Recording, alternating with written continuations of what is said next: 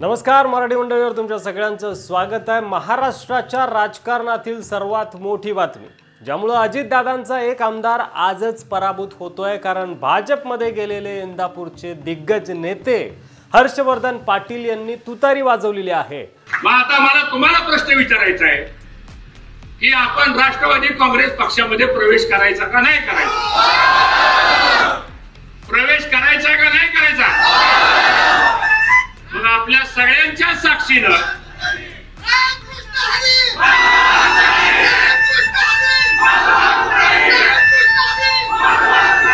आणि आता ते शरद पवारांच्या राष्ट्रवादी काँग्रेस पक्षाकडून मैदानात असणार आहेत।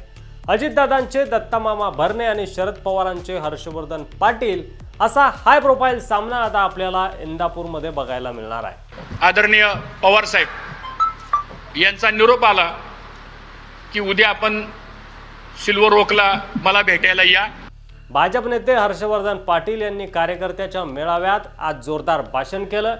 या भाषणातून त्यांनी तुतारी फुंकण्याची भाषा केली, तसेच कार्यकर्त्यांना विचारून आणि भाजप सोडून शरद पवार यांच्या राष्ट्रवादी काँग्रेसमध्ये आपण प्रवेश करण्याचा निर्णय घेतलाय असं जाहीर केलं।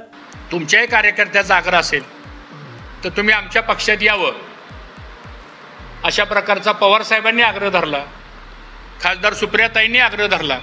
त्यावेळी राजकीय अपेक्षा काही करू नये असं सांगत कार्यकर्त्यांना सल्ल्याच्या 4 गोष्टीही त्यांनी सांगितल्या।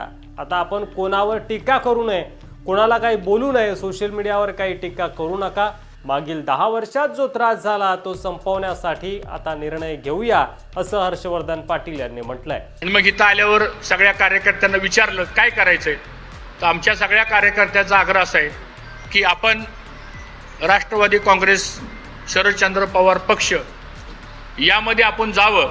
याआधी देवेंद्र फडणवीस यांच्यासोबत भेट झाली, त्यावेळी तालुक्यातील कार्यकर्त्यांचा आग्रह मी मोडू शकत नाही असं देखील त्यांनी देवेंद्र फडणवीस यांना सांगितलं आणि त्यानंतर भाजप सोडण्याचा निर्णय घेतला। आपल्या समोर हे घोषित करतो की मी आणि आमचे सर्व कार्यकर्ते पदाधिकारी आम्ही सर्वजण राष्ट्रवादी काँग्रेस पक्ष शरद पवारांचा जो पक्ष आहे त्या पक्षामध्ये जाण्याचा निर्णय आज आम्ही सर्वजण या ठिकाणी जाहीर करतो।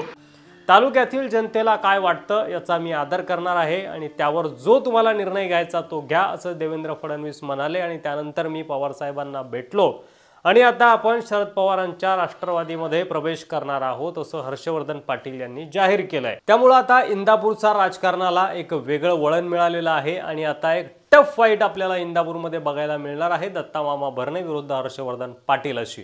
आणि त्यामुळे या ठिकाणी अजितदादा पवार यांच्या दत्तामामा भरणे यांचा पराभव निश्चित मानला जातोय। त्यामुळे अजितदादांचा एक आमदार आजच पराभूत झाला असं म्हणायला हरकत नाही। यावर तुम्हाला काय वाटतंय? इंदापूरमध्ये कोण असेल पुढचा आमदार, हर्षवर्धन पाटील की दत्तामामा भरणे? कमेंट बॉक्समध्ये लिहायला विसरू नका। आणि अशाच संबंधित व्हिडिओ पाहत राहण्यासाठी मराठी मंडळीवर नवीन असाल तर सबस्क्राईब करा, व्हिडिओ जास्तीत जास्त शेअर करा। धन्यवाद।